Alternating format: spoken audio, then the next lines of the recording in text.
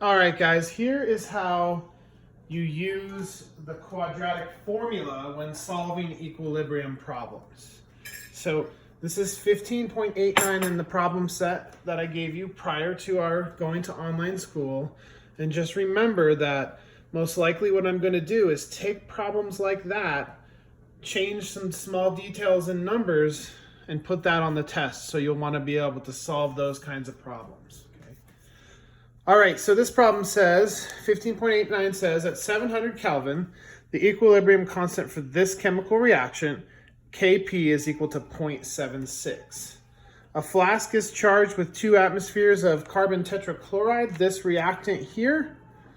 What is the fraction that is converted into CS and CCl4? Okay, that's going to be the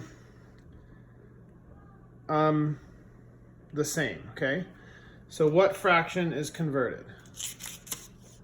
All right, so the first thing that you should notice is that this solid right here is not going to be in your equilibrium expression, so that's your expression.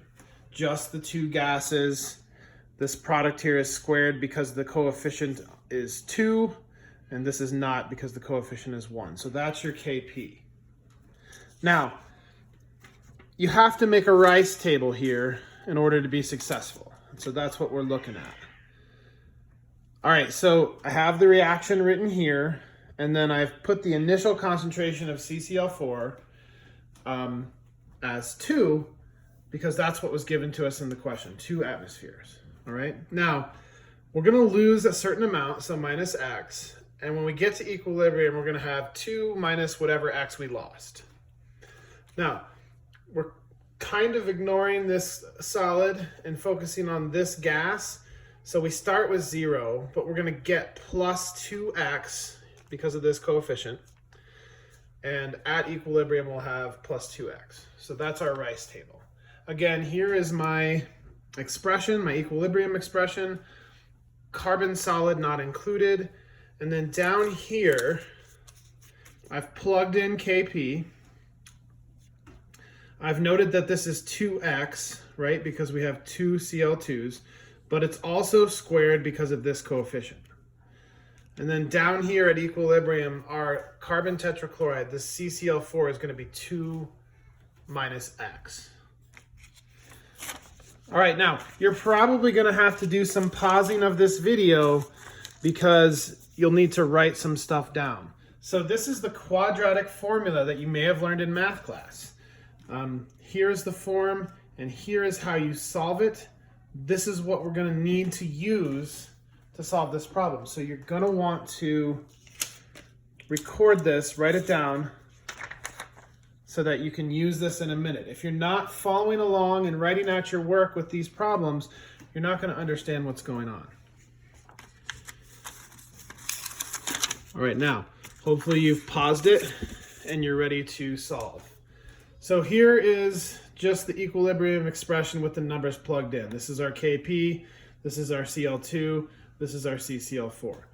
If we multiply both sides by this bottom term here, we get this statement, okay?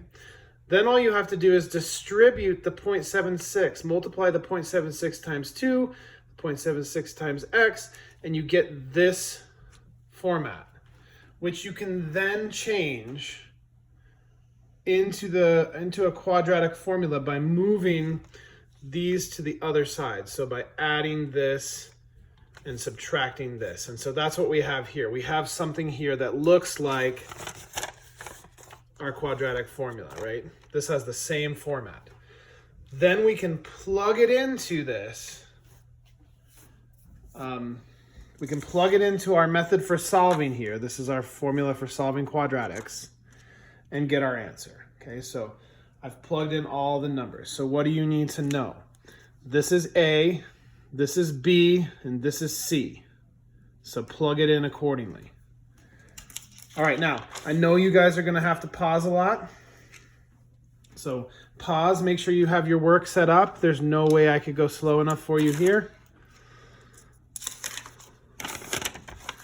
As we're solving our quadratic equation, we work our way down to this expression, which gives us 0.53 atmospheres, okay? So at equilibrium, if we've only used up 0.53 atmospheres, that's 26% of the 2 that we were originally given. And that is the answer to part A, 26%. Okay. Now part B, it says, what's the partial pressure of CCl4 and Cl2 at equilibrium? Okay. Well, first off, since Cl2 is 2x, we can take what we solved for, x, which is 0.53, multiply it by 2, and get the partial pressure for Cl2 as 1.06 atmospheres. Then we can take the amount of the pressure that we used up in the reaction, 0.53, subtract it from the 2 we were originally given, and you get about 0.8 atmospheres for CCl4. Now, as you're working this problem, you might have a little bit different rounding than I do. That's okay. Make sure you get similar numbers and you should be good to go. Again, this is 15.89. Peace.